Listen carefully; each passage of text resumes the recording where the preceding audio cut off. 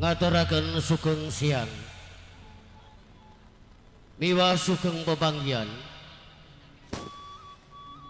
kalian kulawarga ageng Sandi Wara Ketoprak Gilar Tri Budaya ingkang mijil saking Desa Tempuran unit angka kalih ingkang kagolwendah dening penjaning Bapa Trima Raharjo.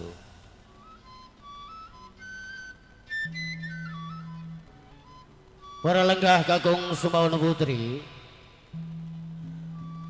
kados mekaten kula wau atur tari gambyong ingkang minangka dados pambukaning pagelaran. Ingkang sampun katindakaken dening Seniwati Gilar Tri Budaya.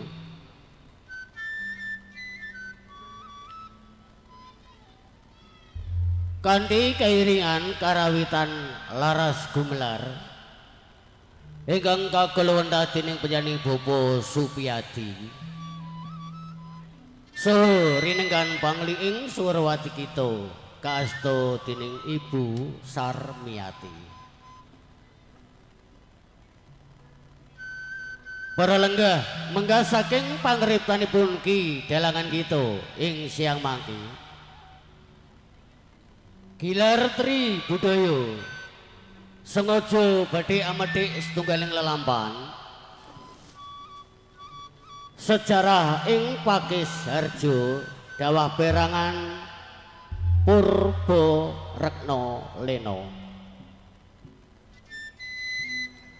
Purba Rekna Lena sejarah ing Kadipaten Pakis Harjo.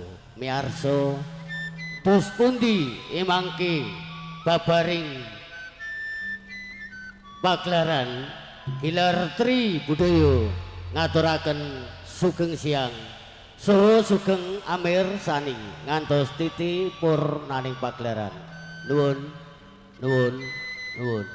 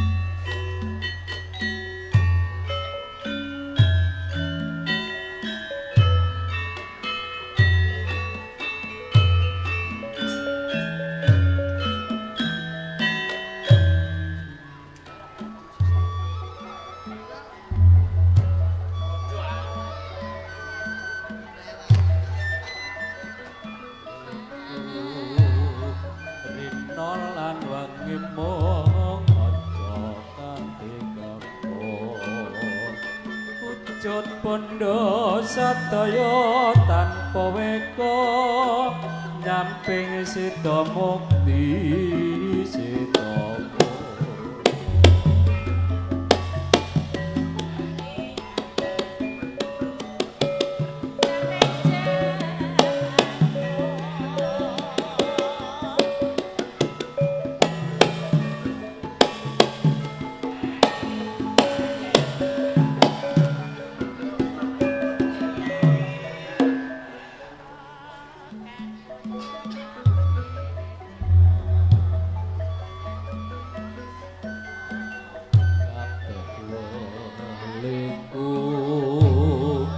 Rina lan wangi mong aja nganti kepo Ucut pondo satya tanpa weka nyamping sida mukti sida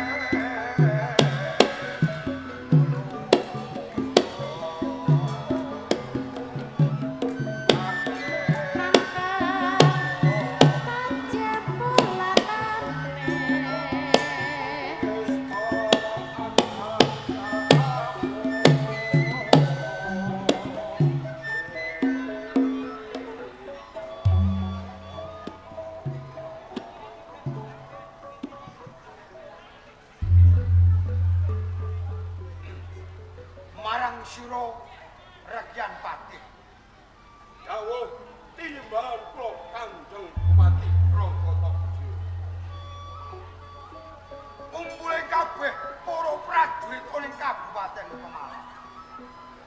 Ing pengajap amung aku kepengin miji siji lan sijine pakaryan ning Kabupaten Pemalang. Samusing aku madheg napa dadi pengayoman ning Kabupaten Pemalang. Kanjeng Bupati nggih pepindhen kula.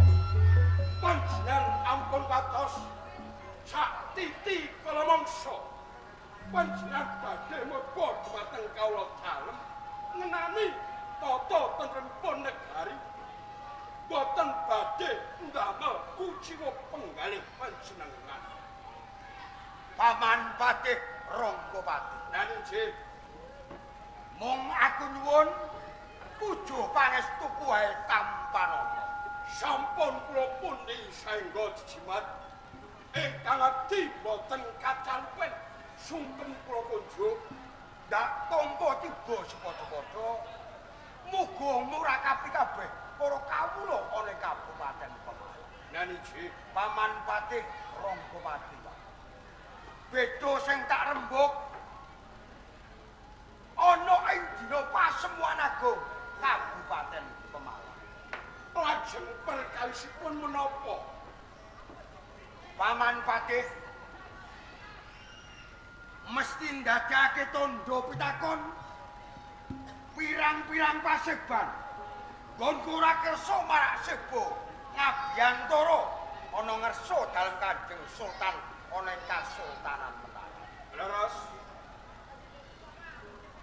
Ewon dene Paman Patih Ranggapati mestine ndadekake tandha pitakon. Kaparayata menawi panjenengan boten cocok menani tatanipun ing Mataram kok injia panjenengan matur dumateng panjenenganipun Kanjeng Sultan. Apun kados ngaten to Kanjeng. Yayi Ranggapati Nggih. seje kang tak rembug. Ora kok aku ora sarujuk karo pranatan ana ing Kasultanan Mataram. Nanging rasa mesguling atiku runti ing batinku. Pirang taun lawase nggonku nyembah kelawan Sultan ana ing Kasultanan Mataram. Lah nggih pun pas to. Awit menapa Pemalang menika ambahan saka Kasultanan Mataram. Dados panjenengan boten tanah mamuk abdi wonten ing Mataram. Yen panjenengan nyembah menika Paman, aja kowe kandha nek wis pas. Lamun to aku nyembah panembahan Senopati ning Kasultanan Mataram. lajeng dasaripun menapa? Sak temene panembahan Senopati Danang Sutawijaya ana ing Kasultanan Mataram kae dudu ahli waris.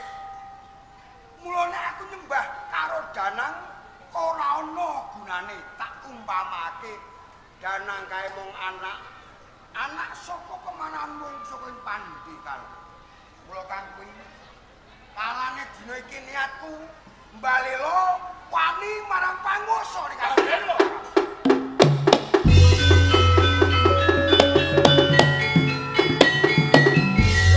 Kanjeng Bupati Punden kula.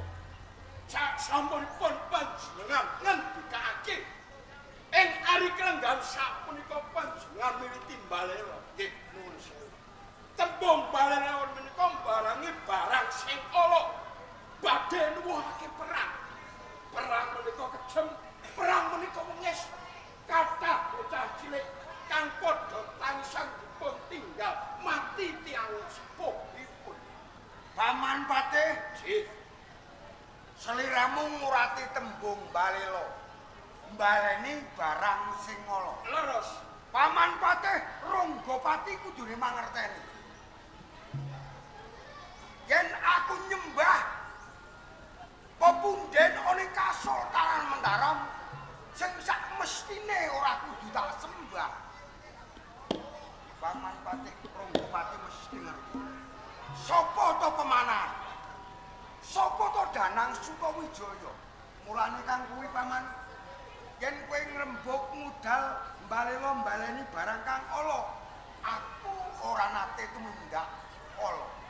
Ping pindhone biyen rikalane Rama Swargi Kang aso bawating Jahat Kanalindran ana ing Kabupaten Pemalang. Iki ora mujudake bumi.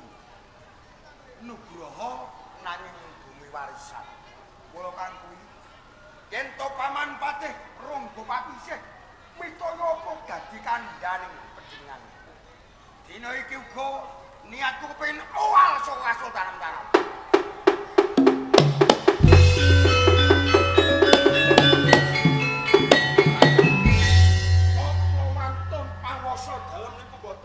Kula sampun sumpah bumi kula langit ingkang royopi tumete sing ludira kula badhe kula ayomi kagem wonten ing Kabupaten Pemalang. Mula kanggo paman selak kedisian rawe wong Kasultanan Mataram sliramu metu njaba jogo katentremaning negara ing Kasultanan Kabupaten Pemalang.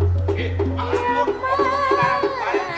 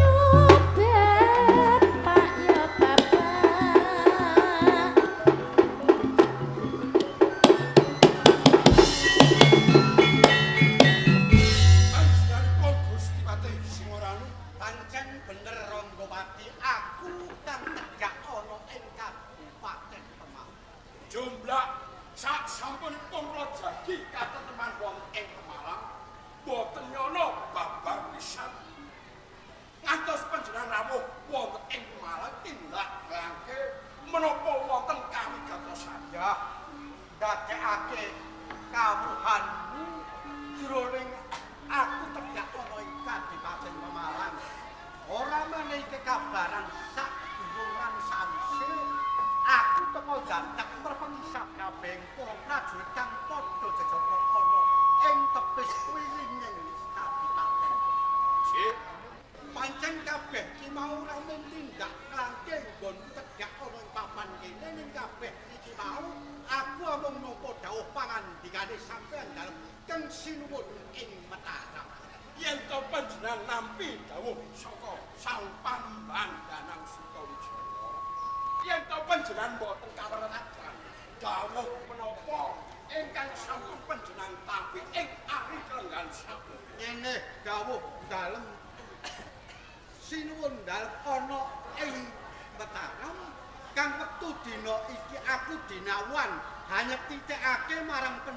Bupati Pemalang Ronggo Tojiwo sing ing kono telu patang pisuan ngancik ora ana ngadhep sebo ana ngersa dalem lan ora sok ketondong karmar ana ngersa dalem ing Mataram Panembahan Sena.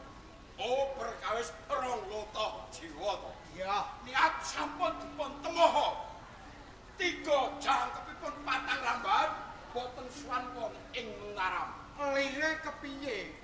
Sliramu ngendika lamun to wis katemu apa sing dadi tumindake bupati ing Kemang. Ronggo Tojiwo kepengin walake panguwasa dalem wonten ing Mataram.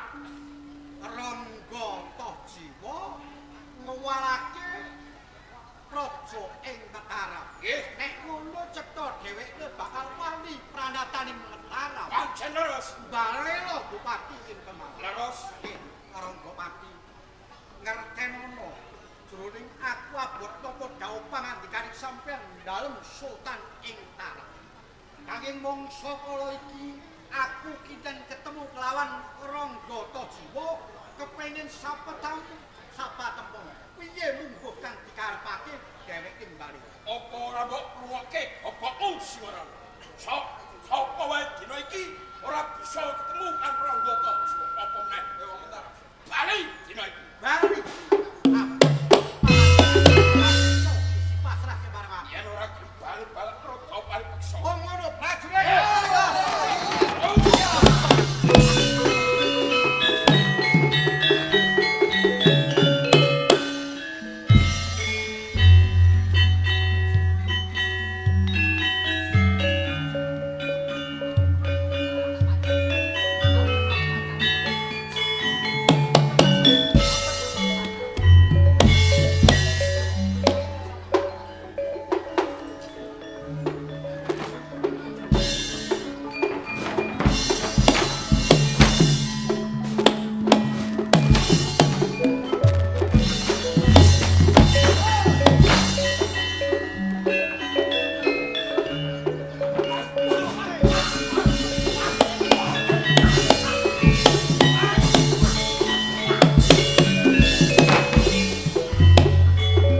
Maju-maju ayo bareng nendak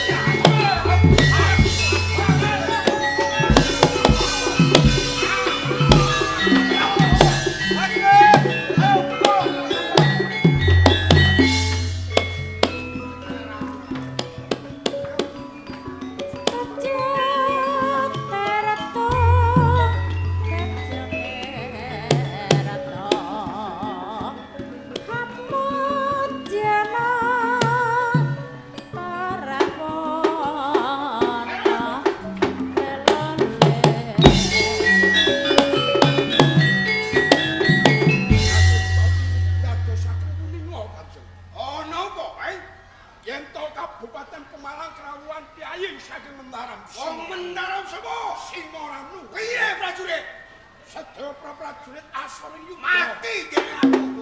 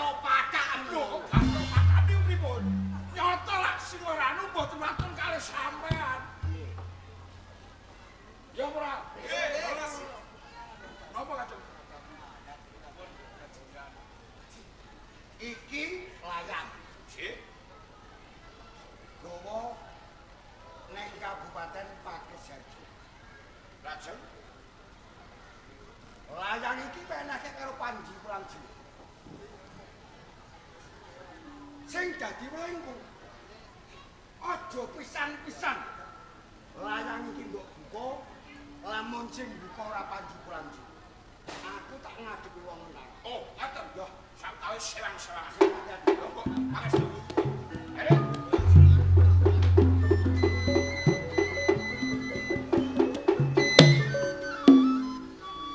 kau nono winjana.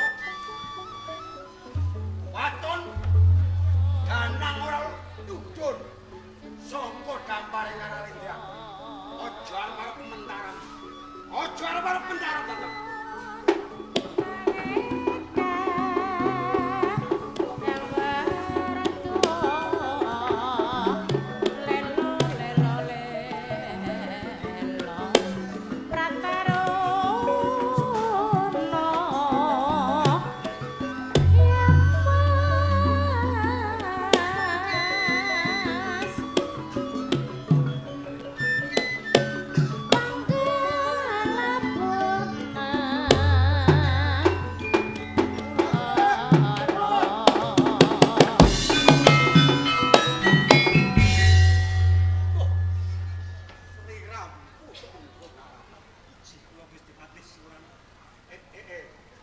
Saya kebenaran jroning nggonku lumah itu tekan papan tindekan bisa patemon kalawan kowe.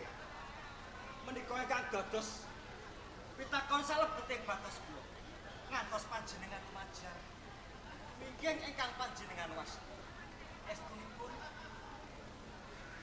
dipun bujung kewan kang galak menapa wonten bebaya sanes ingkang ngalap dhumateng kawilujengan panjenengan. Ora teges nggon lumayu iki mau kabujung dening satu kewan kan galak ora.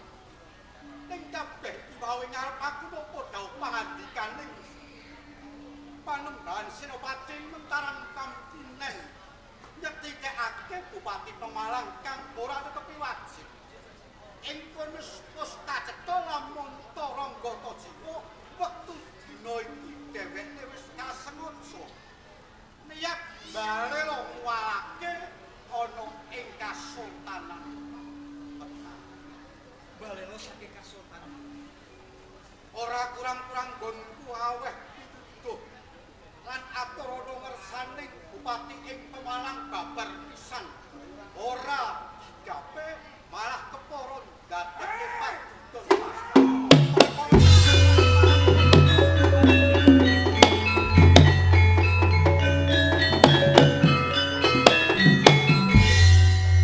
Bapak Japati Sawo! Sawo! aku temenggung alap-alap. Alap-alap minggat ora pateni kowe. Aku geminggat mati, Bapak. Mati dia.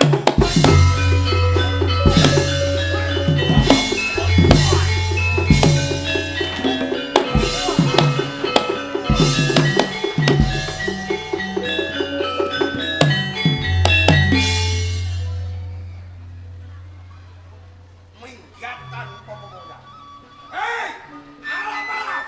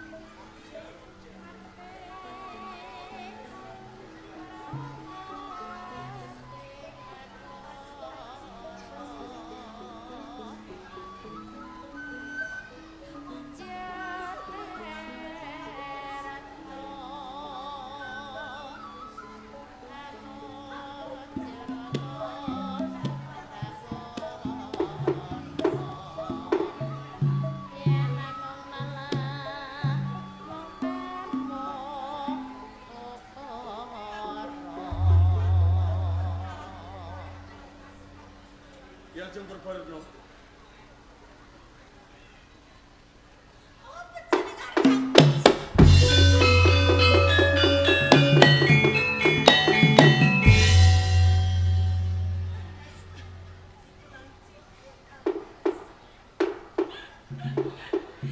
Ingkang kula tresnani Kang. Karo aku sing tak tresnani. Nuwuh kira pitakon jroning atinipun kakang. Sawising pun kakang cedhak ana ing jroning taman kabupaten. Sliramu kok njur tawang-tawang tangis. Janjane ngono apa sing dadi penggalihmu kok diajeng kurban? Apa ya pancen ana lekasipun kakang sing nyonyok marang rasa batinmu satemah dadi sungkawane penggalihmu diajeng kurban. Mas Panji pulang Kang Mas.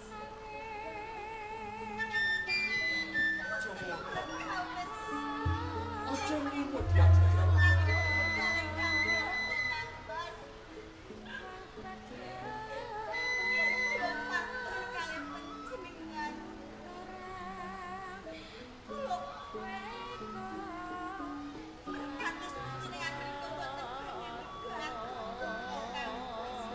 Kowe iki garwaku sing jahat tak tresnani. Aja meneh kok kowe iki nganti neteske waspa. Lagi aku nyawang kowe suntawa wae. Ning kene wis gawe cengking. Ya jempol. Kok kakang mundut bawah. Kowe nek pancen ana perkara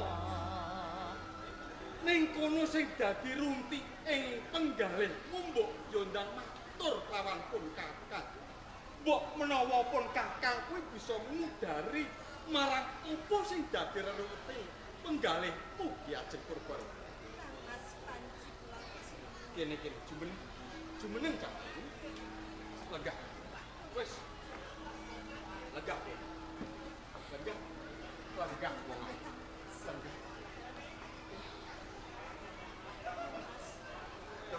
Ingkang kenawi kula sampun matur ngersanipun panjenengan. Punapa panjenenganipun badhe pertatus kalih kula Kang. Gene ora. Lah kowe iki garwaku. Umpama kok lek matur kuwi tansah prasaja.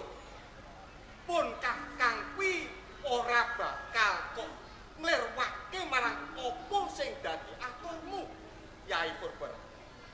Apa janjane apa sing dadi perkarane kok nganti sliramu kuwi neteske lo.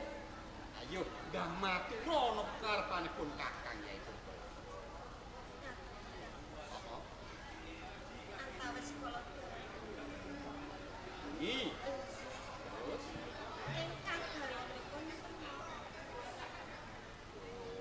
oh, kowe ndek bengi lagi ngimpi. Lah wong perkara ngimpi wae kok nganti mbok penggalih kanthi jroning atimu.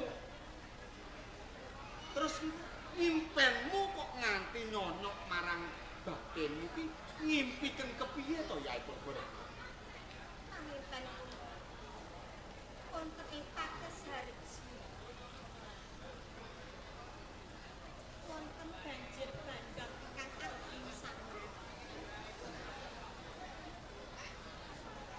Kathah kawula ingkang dados pangorbananipun. Ilinipun toya kula wau kantos. Punika boten nderek ilinipun kaya kula. Nanging kantos. Banjir bandang ing kalawau. Ingkang garwanipun nderek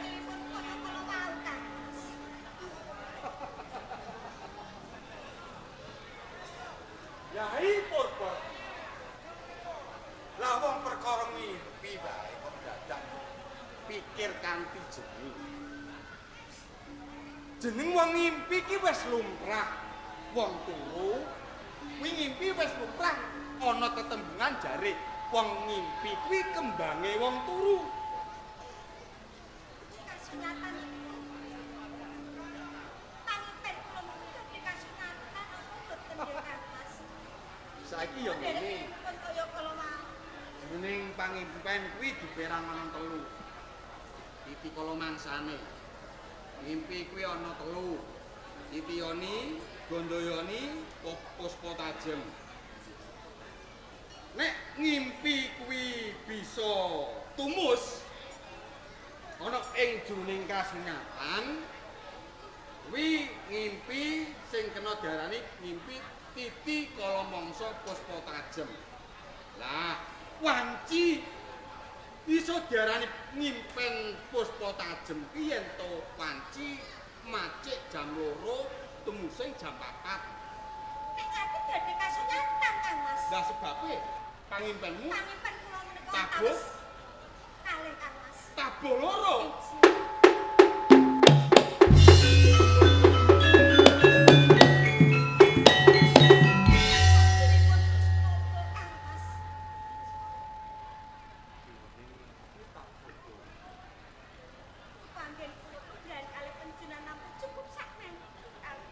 Isening pangimpen ana ing Pakis Harja kuwi katerak banjir bandang.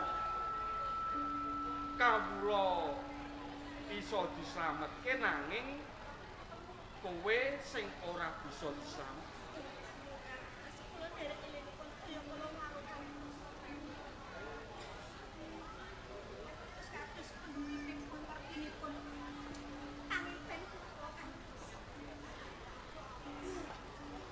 Kok kuwi tabuh loro ya, Pak?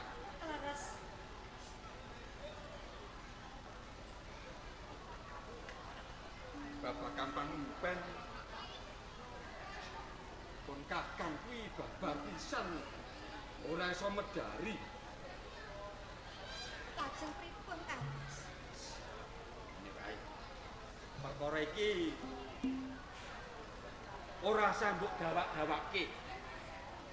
Ya mung kandhek kok penggalih ora usah kanthi jroning ing penggalihmu ya.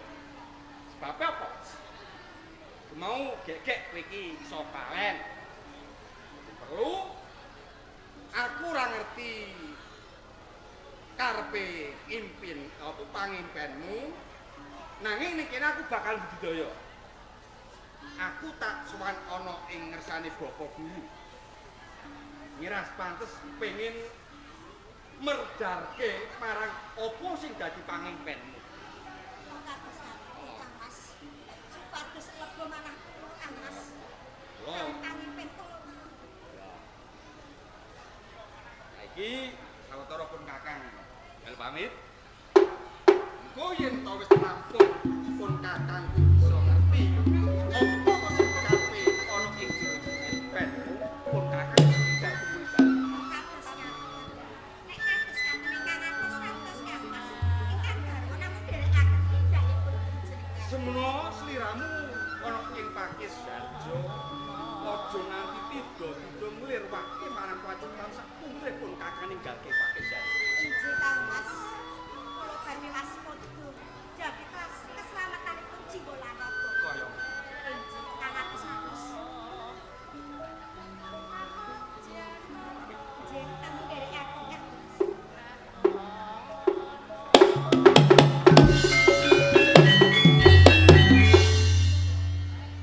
Muga-muga wae kok satunggal kok. Jeneng pangimpenku ora bakal kasar. Pun aku bakal muji kersane Gusti Kang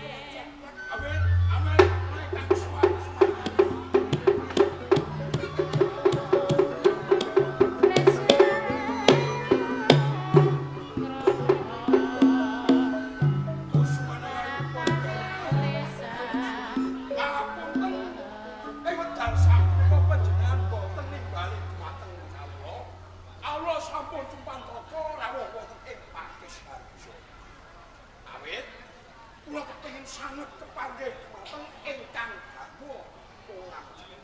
Kamas Kanjeng Pulanji. Leres Kula wigati kan nggih Kamas. kula katemben nampa dawuh saka ingkang Raka Pranggata Jiwa supados kinen ngaturaken wujudipun nawala kagem ingkang garwa Panji Pulanji. Panjenengan kautus Kamas Ranggata Jiwa. Perkawisipun ngaturaken layang Ngaturaken nawala menika. kangge Kamas Panji Pulanji. Leres Ora dadi napa paman. Aku kok dhewe aku garwane to. waduh papunten ngendikanipun ingkang Raka sak sinten kewala boten saged ngertos wujudipun nawala menika. Jiwa iki sapa? Iki garwane. Leres Aku dhewe to. ampun kados ngaten kok. Mbok nggih panjenengan ngono kemawon. Niki kagem ingkang garwa boten kagem sampean dalem. Lho, semangatipun dono ampun kados ngaten to. Taman. Leres Kula ugi sekadangipun. Kula ugi garwanipun to jiwa. Nek ana apa-apane aku melu tanggung jawab. teng melingipun ingkang Raka kados ngaten. Monggo terus. Ora iso. Monggo. Ora Monggo. iso. Monggo. Sik. Loh.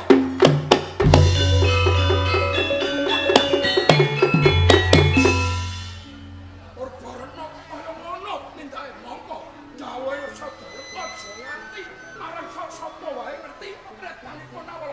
Mandek, mandek.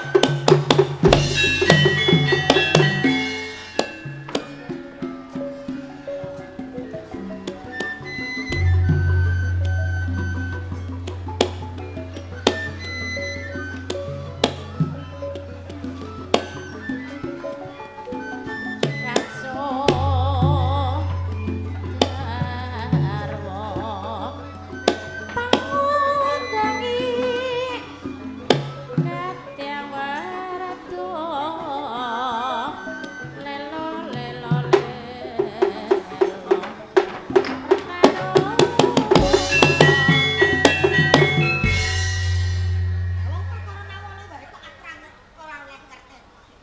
Apa sakjane sinawala iki? Ngerti ya?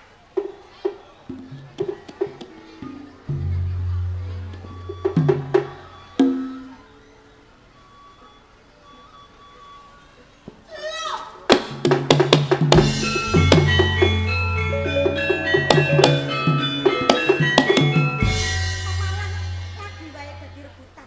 Yo, aku sing bakal mati dadi sinawala.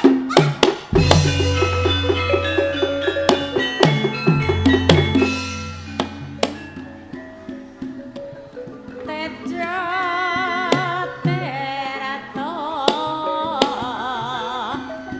gones wicarane Tejo terto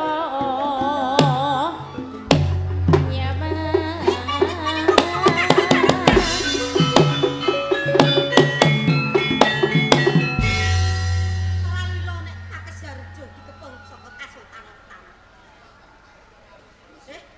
Apa Kang Darjo? Ya diserang aku. Aku kurang. Kakes Darjo. Kamu iki gak apa nganti ngajake wong teladan ana Kasultanan. Aku bakal ngundurake kawula saka ing Kasultanan Mataram. Aku ora lilo nek Pemalang ya kowe dadi anak saka Kasultanan Mataram. Munggah ana ing Kasultanan Mataram. Awaton kemenggo ngalap wis mati Bapak. Oh, bakal dadi Pemalang.